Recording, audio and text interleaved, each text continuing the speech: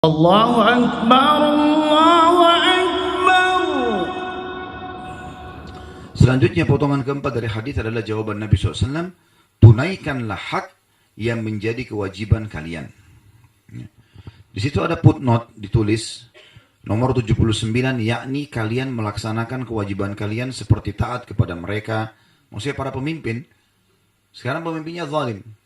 Apa tugas kita? Ya kita jalankan apa yang Allah perintahkan. Kita kan disuruh patuh. Ya patuh saja selama bukan maksiat. Dan tidak melawan mereka. Nggak usah kita ribut. Ya. Kita coba berusaha menasihatin, meluruskan. Gitu. Saya katakan, kata penulis, hal ini dibatasi selama mereka tidak menampakkan kekufuran yang nyata. Sebagaimana yang ada dalam hadis Ubadah yang sahih. Ya. Maksudnya adalah, kalau pemimpin itu betul-betul sampai pada kekufuran, seperti misalnya menutup masjid. Gak boleh ada sekolah Islam, gak boleh ada masjid. Melarang umat Islam ibadah itu lain. Dia sudah menahan orang untuk ibadah kepada Allah SWT, itu hukumnya berbeda. Tapi kalau kita masih boleh sholat, kita masih bisa puasa, kita masih bisa sedekah, kita masih bisa majelis ilmu, udahlah, doakan supaya dapat hidayah. Ya. Dan jangan perbanyak musuh ya. Ini yang saya pernah jelaskan. Banyak orang subhanallah di Indonesia ini kayak jadi seperti kacang goreng saja ya. Membicarakan orang, pemimpin-pemimpin. Dicaci maki fisiknya, caci maki mukanya, caci maki apanya.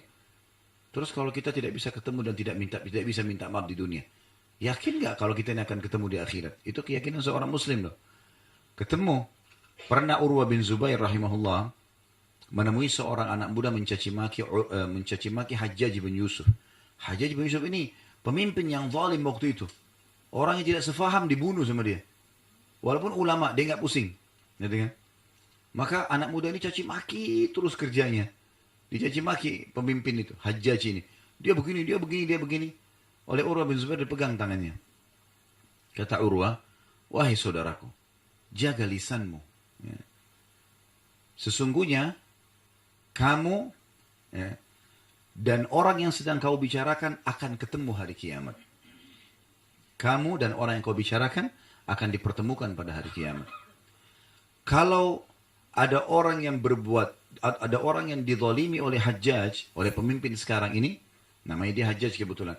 Dia ada orang yang dia zalimi, maka pasti Allah akan memberikan hak orang yang terzalimi darinya. Mau nggak mau, Allah akan hukum dia. Tetapi jangan lupa, Allah pun akan memberikan Hajjaj hak-hak dari orang yang menzaliminya. Sekarang dia zalim nih, diambil tanahnya orang, dia segala macam. Oke, dia dihukum sama itu. Kita gunjing dia, kita juga dosa kan? Berarti kita nanti akan diambil pahala kita, dikasih kepada dia, walaupun dia orang zalim. Kan jadi masalah. Lalu untuk apa kita masuk ke wilayahnya orang lain? Lebih baik kita bilang, ya Allah berikan hidayah. Ya, ini kadang-kadang ibu-ibu lagi masak di dapur bicara politik. Untuk apa? Goreng tempe apa? Itu urusannya laki-laki, nggak usah masuk ke sana. Hah? Di pinggir jalan di warung kopi bicara masalah politik di pinggir got, ya nggak nyambung semuanya. Ini penonton bolanya lebih hebat daripada pemain bolanya nih. Begitu tendangan bolanya gagal, bodoh gitu ya.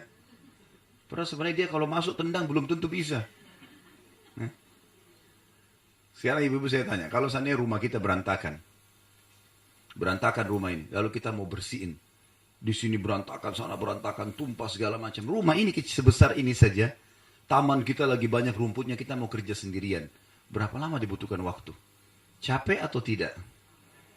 Bagaimana kalau 2 rumah? Bagaimana kalau 10 rumah? Bagaimana kalau 1 RT? Bagaimana 1 RW? Hah? Bagaimana kalau 1 kecamatan? Bagaimana kalau 1 wilayah? Bagaimana kalau 1 negara? Seperti orang urus, seperti mau goreng kerupuk gampang. Enggak gampang. Kita aja kadang-kadang punya masalah sama tetangga, 1 orang sudah pusing luar biasa. Lagi ribut sama 1 orang teman. Misalnya masalah rumah tangga, ribut sama istri atau sama suaminya. Pusing dia nggak bisa. 1 orang, bagaimana urus 1 negara? Udah, lebih baik kita jangan campuri wilayah itu. Karena masalahnya, Nabi SAW wasiatkan loh ini. Kalau terjadi itu ada pemimpin zalim, yang kalian lakukan apa? Lakukan yang telah menjadi kewajiban kalian. Disuruh patuh pada hal yang tidak melanggar agama. Kalau kita pakai KTP, paspor, segala macam, rambu-rambu lalu lintas, patuhi aja. Kan tidak ada pelanggaran agama, ya sudah. Kita patuhi saja yang itu. Kalau yang melanggar agama, jangan dipatuhi. Karena memang konsep agama gitu.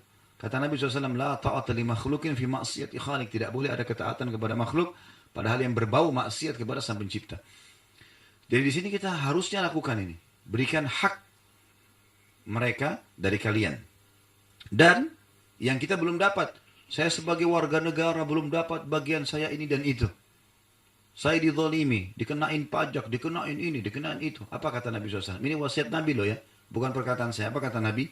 Dan mintalah kepada Allah apa yang menjadi hak kalian. Percuma minta sama mereka nggak dikasih kan? Udah minta sama Allah langsung. Sang Pencipta. Ya Allah, saya mau ngurus surat rumah saya ditipu nih. Ada orang buat sertifikat palsu. Kita sudah coba urus di pengadilan malah kita kalah. Ya Allah, saya kembalikan urusan ini kepadamu ya Allah.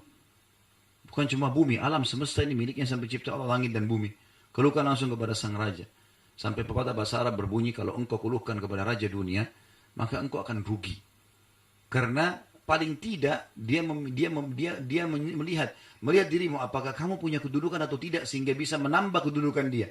Tapi kalau kau minta kepada Sang Pencipta Allah, maka tidak akan berpengaruh permintaanmu dan permohonanmu kepada kedudukan Sang Pencipta Allah. Allah akan berikan kamu kedudukan yang terbaik di dunia. Jadi nggak ada sesuatu yang rugi kalau kembali kepada Sang Pencipta Allah. Ini potongan wasiat Nabi SAW, ya, potongan dari hadis kita yang keempat dan sekaligus hukumnya. Jadi kalau kita menghadapi permasalahan seperti ini, kita coba menjalankan tugas kita.